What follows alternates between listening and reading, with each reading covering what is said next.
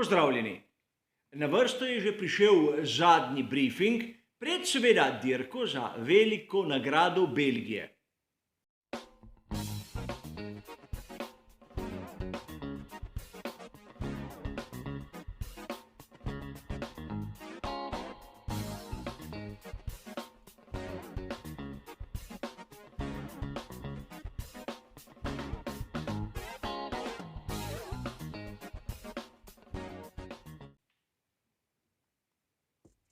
Tudi tokrat bo naš zadnji briefing razdeljen na 3 ločene dele.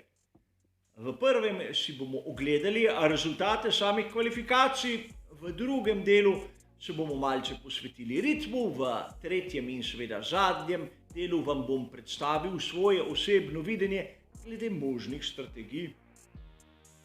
A čeprav ta razdelitev na prvi pogled zgleda dokaj enostavna, bomo videli, da na primeru velike nagrade Belgije zadeve niso tako same po sebi umevne.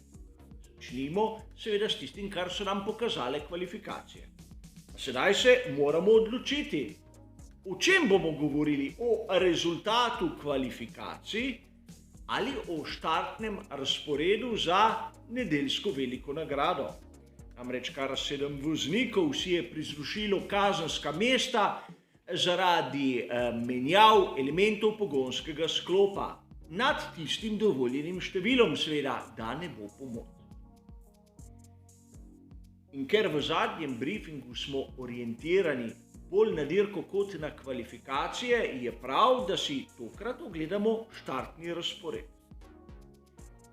Ker pa najprej moram poudariti, da v predhodnem prispevku, v tistemu pred kvalifikacijami, smo dokaj točno napovedali, kaj se bo zgodilo. Najboljše izhodišče za Carlosa Sainza mlajšega in na to poleg njega seveda Sergio Perez. Na tretjem mestu prvo presenečenje in seveda to je Fernando Alonso. Takoj za njim pa oba tovarniška Mercedesa, ker je Lewis Hamilton pred Georgeom Russelom. In vidimo lahko, kaj pomeni, če so glavni favoriti pomaknjeni v ozadje. Tudi Daniel Ricciardo je bil na štartnem razporedu bistveno boljši od tistega, kar smo navajeni, ampak če pogledamo rezultate samih kvalifikacij, je pravzaprav tam, kjer sodi. In zanimivo je nekaj drugega. Kljub trudu pri skuderiji Ferrari je Max Verstappen mesto pred Charlesom Leclercem. In menim, da pri skuderiji si niso želeli takšnega štartnega razporeda. Treba je biti natančni in ne smemo niti mimo Mika Schumacherja. Na samih kvalifikacijah je dosegel boljši čas od seveda Kevina Magnusna, ampak zaradi kazenskih mest bo dirko začel kot zadnji. Sedaj se lahko začnemo spraševati, res kaj je bolj pomembno, štartni razpored ali rezultat samih kvalifikacij. Dirko se začne po štartnem razporedu in zato kljub temu, da je kdo lahko dosegel fantastične rezultate, so ti izničeni. Prav tako najboljši čas Maxa Verstappena. Bil je hitrejši od vseh, ampak vidimo, kje bo začel. Seveda, lahko se bo prebil bistveno više, ampak v nadaljevanju se bomo pogovarjali o tem, kolikšna je verjetnost, da mu kaj takega uspe. Za enkrat lepa priložnost, da bo Carlos Sainz mlajši ponovil tisto, kar nam je pokazal na veliki nagradi Velike Britanije, a upam, da tokrat brez kakšnih pomot na strategiji, naprimer Charlesa Leclerca. A videli bomo na sami dirki, kako se bodo zadeve odvile, ampak vseeno, Ferrari Charlesa Leclerca je v zaostanku za Maxom Verstappenom. In ko so videli menjave na pogonskih sklopih pri seveda Red Bullu, bi lahko pomislili, da imeti boljše izhodišče na samem štartnem razporedu morda ne bi bilo tako napačno. A seveda jaz kot običajen navdušenec nimam vpogleda v tiste podatke, ki so na voljo njim. A v drugem delu bomo skušali ugotoviti seveda tisti pravi ritem, ki ga imajo ekipe. In tu moram priznati, da na prostih treningih velike nagrade Belgije to ni bilo možno.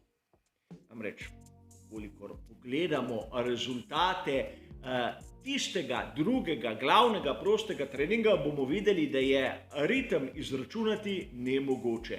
Poglejte, kakšno je nihanje med posameznimi časi na krog in to ne dovoljuje realne slike pravega ritma.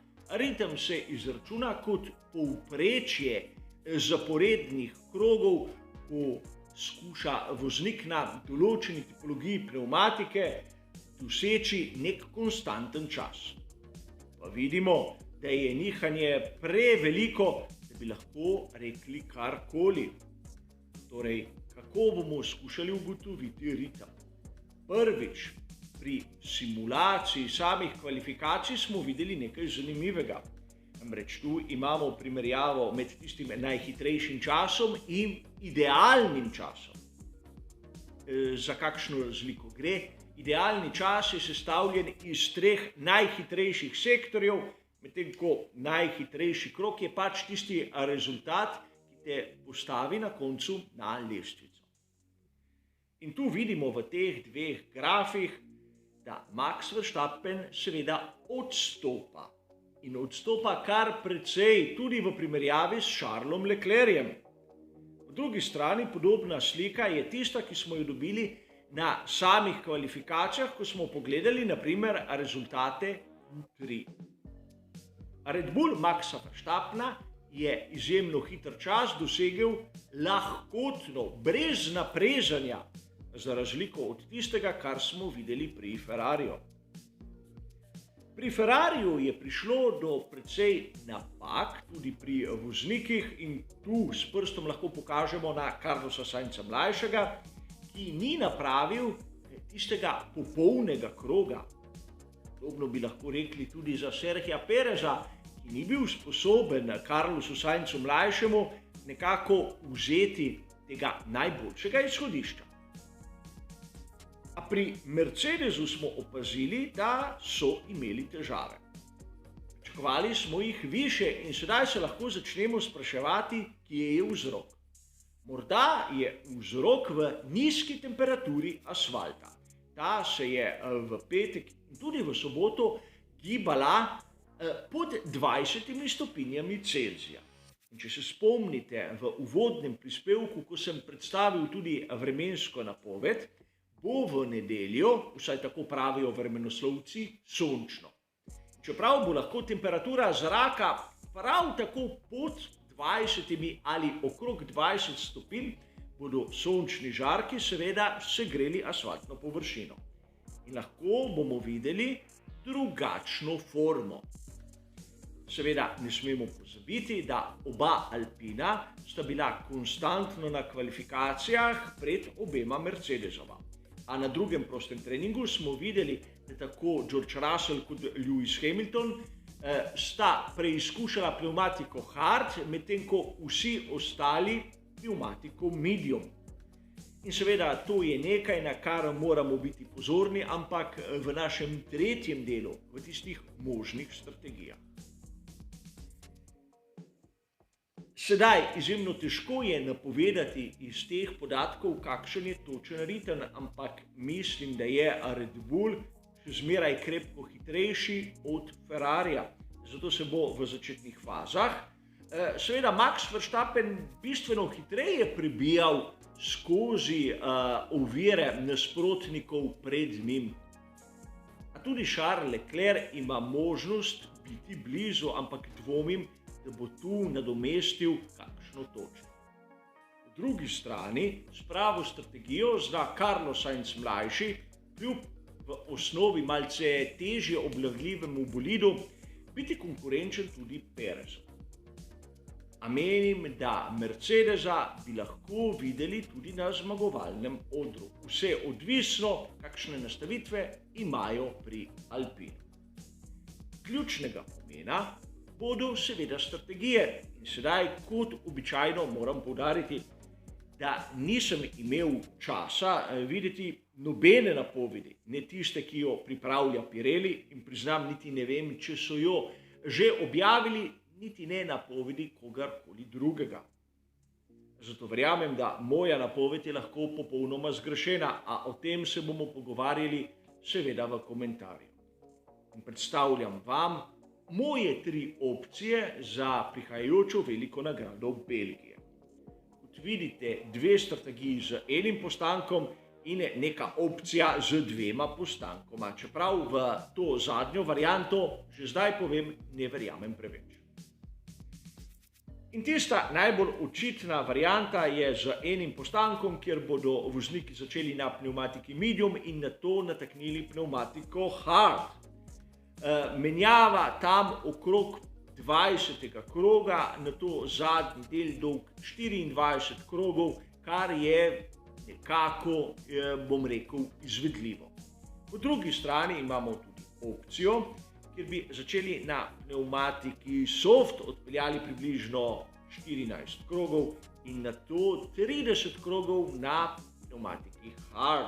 Tudi to je izvedljivo, ampak po mojem mnenju malce bolj počasno.